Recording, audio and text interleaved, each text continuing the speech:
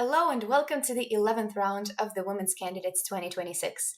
My name is Svitlana and today we are taking a look at the most interesting game of the round, which happened between Aleksandra Goryachkina as white and Vaishali Rameshbabu as black. Coming into the round, Vaishali was at 6 points, leading the tournament. But Goryachkina was at 5 points, ready to catch up. So this game was very important for the standings and was very high stakes for both players. It started with d4, which was a bit unusual because Goryachkina has only played e4 throughout this event and decided to switch up specifically for this game. Vaishali responds with d5.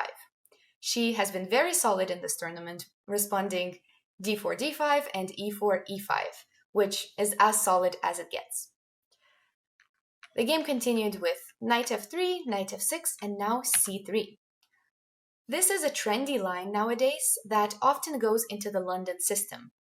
I've tried it many times myself, and there are a few reasons why you would play c3 first instead of the regular bishop f4 on move 3.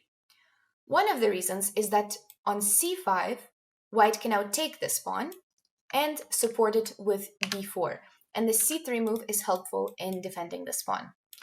This goes into the queen's gambit accepted, except colors reversed, which is quite interesting because white gets that extra tempo in this line. So that's one of the options. And another reason why it can be a bit different than the regular London is if the bishop comes out, we have queen to b3. And now black needs to deal with this pawn on b7 being attacked. So those are just a few differences, but most of the time, black plays something typical and then it becomes a regular London. Vaishali said that she was surprised by this c3 line, but she has looked at it before for another game, and she played a regular setup that she remembered from back then. So now bishop f4, the usual London is on the board, and now c5. This pawn is now defended by the bishop, so this can happen without a problem. e3 next, and queen to b6. This is another common idea against the London system, and this just attacks the pawn. Now the two options are queen to b3 or queen to c2. This one would have avoided the queen trade, but queen b3 is played more often, and that's what Goryachkina plays in the game. Vaishali takes the first longer think of the game and goes bishop to d7. This is not the most common move, but it aims to just wait and see what white does. And it has some ideas of its own. Sometimes maybe that bishop will even go to c6. The most popular line, though, was c4. And I would say that white just usually retreats. And this is preferable for white because black has let go of that central pressure that they usually have with that c5 pawn. So now white's play is just a bit simpler and they are more in charge of those pawn breaks. So bishop d7 was a nicer try in this case. White went knight b to d2, bishop e7, so both are just developing, and slowly we are dwindling out of theory because only a few games have reached these positions before, but these structures are very usual, and I'm sure both players have played this type of pawn structure many times. However, this is all roughly equal. Castles, castles, and now rook to c8. It might look a bit unusual, but honestly, the rook doesn't have any other open files, so this is the best place that it can be. The knight went to e5, which is also something that white always tries to do in these pawn structures, and now bishop to e8. So it's nice that the bishop can save itself, now that the rook has already left the f8 square. So it's an interesting idea, and in the post-game interview, Vaishali said that she has seen this idea before, but not sure if exactly in this position. But it's nice to know a few of these ideas and then figure out if they will work here specifically, and it does. Overall, it makes sense.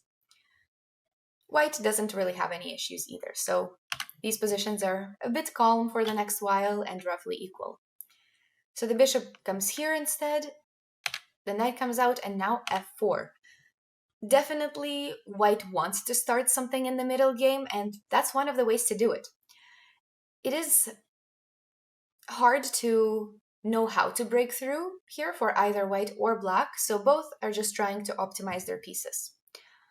There is no sacrifice on d4 for black, although it looks very close. But white's correct move is to take the queen first and then take back, and white doesn't have any issues. But it's very, very close to working out because of this. Then there's knight to d4, and of course if takes, then takes, but queen here, even this works because of a nice check with that bishop on b5. So it's a pretty cool trick. And even this position is actually winning for black. I was so shocked that, wow, it's really that winning, but it actually is, because all of the pieces are just dominating white's pieces. So that was one of the ideas, but none of them fell for it. And instead, Vaishali goes knight to a5. So this is, once again, black is also trying to create some counterplay and is trying to define the position. So will we trade queens or not? And that is basically the only option, because queen to c2 is not working out because of queen to d4. So once again, this is why this rook is on c8. And black would have been much better. So instead, we get this queenless middle game. It's equal, once again, and both sides need to find out which pawn breaks they're going to pursue. So Goryachkina does it first with f5. And this is logical. And so far, so good for both of them. Now, h6, the bishop needs to decide whether to take or to retreat. Taking was also okay. And on this, black can take here with an equal position, but it just changes some pawn structure. But instead, bishop to h4, keeping the two bishops. So a few moves followed, and that knight had nothing to do on the edge of the board, so it came back. And both of them are trying to figure out the plan, even though the position looks calm, but it can really go south if you miss some subtlety. So now, a few options for white. She plays a3 in the game, which is just a logical move to defend that a2 pawn and free up this rook to do better things. But if she takes instead, then there's knight g4, bishop to g5. So in a lot of these lines, this pawn on e3 is becoming a weakness. So white needs to be careful with that. And there's a cute line here that targets this knight here and would probably benefit black in this case a bit more than white. So instead, just a waiting move, a3. Then the bishop comes back, the rook goes here, and overall, everything is calm and some trades are following. So the knight took. If we take with the pawn, it's not something we really want to do, even though the computer will say that this is equal, but as a human, you really don't want to ruin the pawns like that, so it makes perfect sense that the pawn structure is kept. Then the bishop came here to defend, and now the rook went back.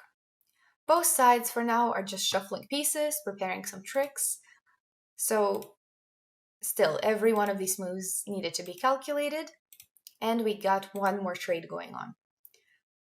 Everything looks like it's headed towards a draw, and I think both of them are trying to find some chances but don't want to risk too much and try to just find these minor weaknesses and minor advantages that they can pursue. In this position, I was also curious what would happen if we take with rook to f6, and something like this even existed, and it leads to a pretty equal position after takes and rook takes. The rook will come here, the king will come here, and now there's some nice ideas with the bishop coming to h5. And honestly, I initially thought it's easier to play for black, and it probably is, psychologically knowing that you have that exchange. But upon moving the pieces a bit, it's not that simple to break through it at all. So I think white also has reasonable chances here, but it's very understandable to not want to go for this because there's no reason to make some rash decisions for white. So instead, she goes rook to e5. one more rook trade is offered, and now the second rook comes to f5. So already something starts feeling a bit off because that rook on e5 is running out of space. So the rook gets traded, and once again, this pawn capture is really not something that you want to do because that pawn will likely just fall soon enough because it can get attacked. So the rook has to take. And suddenly, black plays g6, and that rook is in trouble. White really needs to do something immediately to gain space for that rook. Both players are at about 10 minutes each at this point, so they do have time to calculate, but suddenly it gets complicated. So white now correctly played takes, and every wrong move here can trap that rook forever, but she finds the first one, which is c4. And honestly, there's nothing else, because otherwise there is king here and knight to d7, which completely wins that rook. So you do need to create some space. So she finds c4. So now king f8, which threatens that knight d7 idea. But white takes first. Now the bishop takes. And here was the critical moment. And Goryachkina fell into a trap. Here you could honestly play anything as white, like a4. And now the bishop has to go back to try to create that trap again. So let's say it goes here, but now there's bishop to c4 and the rook has some extra space.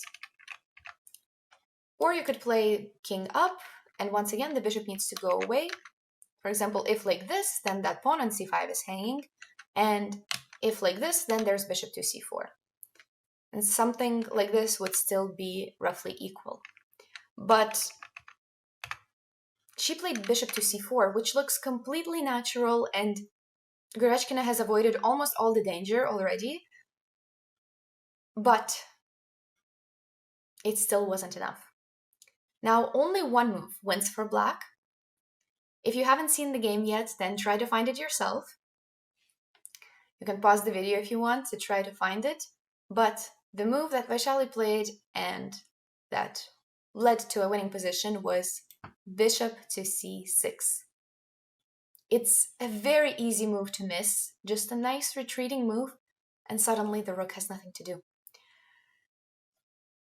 So the rook took the pawn, and this is the whole point, that now after b6, the rook still has nowhere to go. And it's very unfortunate because it's all because of this bishop, not allowing the rook to come back. So if that bishop was not there, things could have worked out.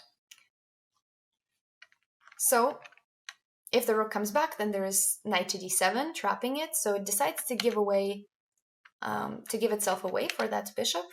But it's not enough, because even though white has a bishop and a pawn for the rook, black's pieces are just too active, and there's too many weaknesses that black can attack. So the rest of the game wasn't too eventful because Vaishali converted without any problems, and it ended up with even an attack on the kings, surprisingly. So she decides to go for the king instead, and black's king even makes a trip all the way to f3, and after f5, Goryachkina resigned because there's king g3 and some checkmate coming up. So this was a very solid and beautiful play by Vaishali, and it was quite unfortunate for Goryachkina to miss that rook trap, but it did give us a beautiful game. It's quite interesting how even in calm positions, even in these queenless middle games, there's still so many traps that can be found. So still worth it to be careful. This ended up to be a decisive game for the women's standings, and it extended Vaishali's lead to 1 full point now, with Zhu Jiner and Anna Muzachuk behind just at 6 points. Next, Vaishali will play Zhu, which will surely be a great fight, and I'm really looking forward to seeing it. So hopefully see you again for the upcoming rounds, and I'm excited to see how the tournament ends. See you next time.